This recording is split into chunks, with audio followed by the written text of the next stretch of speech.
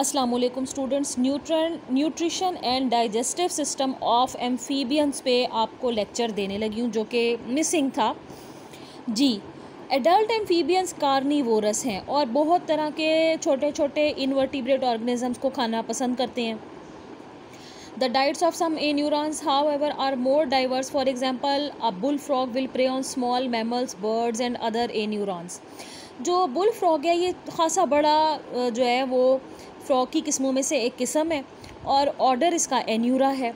तो ये छोटे मैमल्स को भी खाना पसंद कर लेता है, जैसे कि राइस, ये माइस वगैरह, रैट वगैरह, इस तरह के, या छोटे बहुत छोटे परिंदे जो इसकी दबोच में आ जाएं, जो इसको आसानी से मिल जाएं ज़मीन पर, तो इनको खाना पसंद करता है।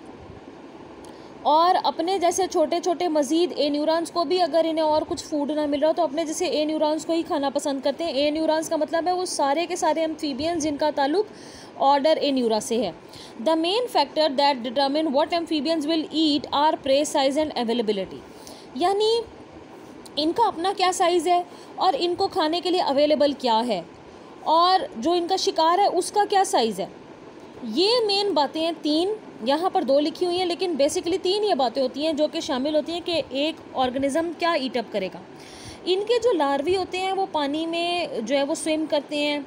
मेनली एम्फीबियंस में गिल्स पाए जाते हैं जिसके थ्रू ये पानी में स्विम करते हैं, और पानी में मौजूद ये छोटे छोटे प्लांट और जो प्लैंकटॉन्स होते हैं, हर्बीवोर्स, उनको ये खाते हैं, अलजी को खाते हैं, प्लांट मैटर को ये खाना पसंद करते हैं, इसलिए हम इनको हर्बीवोर कह रहे हैं। Most amphibians locate their prey by sight, ज़्यादातर ये देख कर जो है वो अपना खुराक तलाश करने की कोशिश करेंगे और थोड़ा सा वेट भी करेंगे अगर इन्हें किसी को शिकार करना है। Olfaction plays an important role in the prey detection by aquatic salamanders and caecilians. Caecilians की क्योंकि आंखों के ऊपर स्किन की फोल्डिंग होती है तो उनको नज़र नहीं आता, और सैलेमेंडर जो है ये टेल वाले एम्फीबियंस हैं। इन दोनों में इसकी जो किस्में पानी में रहने वाली हैं और कैसिलियंस, ये देख कर बेहतर तरीके से जो है अपने खुराक तलाश नहीं करते, बल्कि ये स्मेल, ऑल्फैक्शन जो होती है, सेंस ऑफ स्मेल है, उसके थ्रू अपनी खुराक को तलाश करते हैं।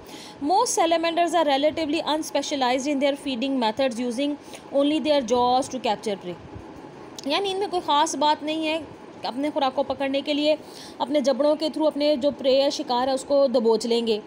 और ए न्यूरॉन्स में वो आपको बता रहे हैं कि जो ए न्यूरॉन्स के अलावा जो कुछ सैलेमेंडर्स हैं जिनका ताल्लुक फैमिली पेलिथोडोंटिडी से है, उनको पेलिथोडोंटिड सैलेमेंडर्स बोला जाता है। इनकी ज़बान और इनके जॉ जो हैं दोनों मददगार साबित होते हैं अपने शिकार को पकड़ने के लिए। शिकार को पकड़ने का जो मैकेनिज़्म है वो ज़रा फ़र्क है दोनों ग्रुप्स में। सैलेमेंडर और तरीके से करता है और जो ए न्यूरॉन्स हैं जैसे कि फ्रॉग और टोडी और तरीके से करते हैं। The prey capture mechanism differ somewhat in the two groups, ये जैसे मैंने अभी आपको बात एक्सप्लेन की। अब जो असल एक ट्रू एम्फीबियन है उसकी जो टंग होती है अमूमन वो फ्लैशी यानी थिक मस्कुलर होती है, और वो ज़मीन से मेरी यहाँ मुराद जो मुंह की आगे का हिस्सा है, फ्लोर उसे यहाँ बोलते हैं, उसमें आगे की तरफ अटैच्ड होती है, पीछे से फ्री होती है। So fish food is swallowed whole and not manipulated by the tongue, यानी अगर इसने छोटी मछली को खाया तो उसको सालम निगल जाएंगे और उसको छोटा छोटा टुकड़ों में तकसीम करके नहीं खाएंगे। अब ज़बान बड़ा इंपॉर्टेंट रोल प्ले करती है। The A neurons tongue attaches at the interior margin of the jaw, यहाँ आप देख सकते हैं कि जो ज़बान है वो अगले हिस्से पर अटैच्ड है और पीछे से फ्री है, जबकि हमारी बॉडी में ज़बान पीछे की तरफ अटैच्ड होती है और आगे से फ्री होती है। तो ये क्या करते हैं, अपनी लंबी ज़बान को जो कि स्टिकी नेचर होती है, स्टिकी सिक्रीशंस यानी गूंद के जैसी चिपकने वाली सिक्रीशंस के थ्रू उसको नमदार रखते हैं, अपनी ज़बान को बाहर निकालते हैं। जो इंसेक्ट वगैरह इनको पास नज़र आ रहा होता है, जो फूड पार्टिकल इनको नज़र आ रहा होता है, उसको अपनी ज़बान से अटैच कर लेते हैं स्टिकी सिक्रीशंस की मदद से। जब इसने इसको अटैच कर लिया, उसको अच्छे तरीके से दबोच लिया। अब क्योंकि इस पर स्टिकी सिक्रीशन लगी हुई है जो गूंद के जैसी हैं, तो ये जो इसका प्रे है ये निकल भी नहीं सकेगा और ये ज़बान को फोल्ड कर लेगा और उसको लपेट कर मुंह के अंदर ले जाएगा। तो आप देख सकते हैं कि इस दौरान जो जॉस होते हैं उनको बंद कर लिया जाता है और जनाब हेड जो है उसको नीचे कर लिया जाता है, थोड़ा सा झुका लिया जाता है, जिसकी वजह से ज़ोर पड़ता है बकल कैविटी के अंदर, और जो टंग है जनाब वो फिर एंट्रैप्स खोल देती है इंसेक्ट को जो कि उसने थोड़ा सा चिपकाया होता है, और जो टंग है और प्रे हैं ये थोड़ा सा आगे पीछे मुंह के अंदर होते हैं।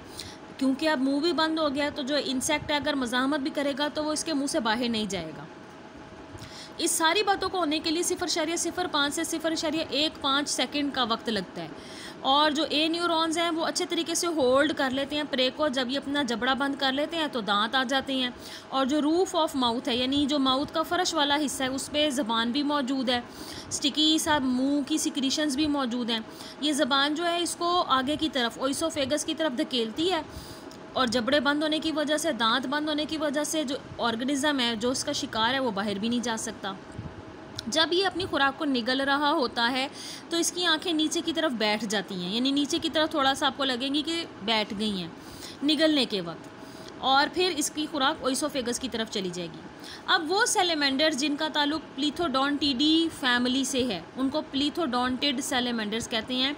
इनकी जो ज़बानें हैं वो प्रोट्रूडिंग हैं, और यानी कि बाहर इनको निकाला जा सकता है। उनमें मसल्स एसोसिएटेड हैं विद द हाइयोइड बोन। जबड़े के पास की तरफ एक बोन होती है जिसको हाइयोइड बोन कहते हैं, और ये माउथ के फ्लोर यानी निचले हिस्से की तरफ, जबड़े में निचले हिस्से की तरफ इस तरफ करके हाइयोइड बोन जो है ये पाई जाती है, जो हेल्प करती है टांग, जो इसकी टंग है उसकी प्रोट्रूजन में और खुराक को निगलने के तरीके में।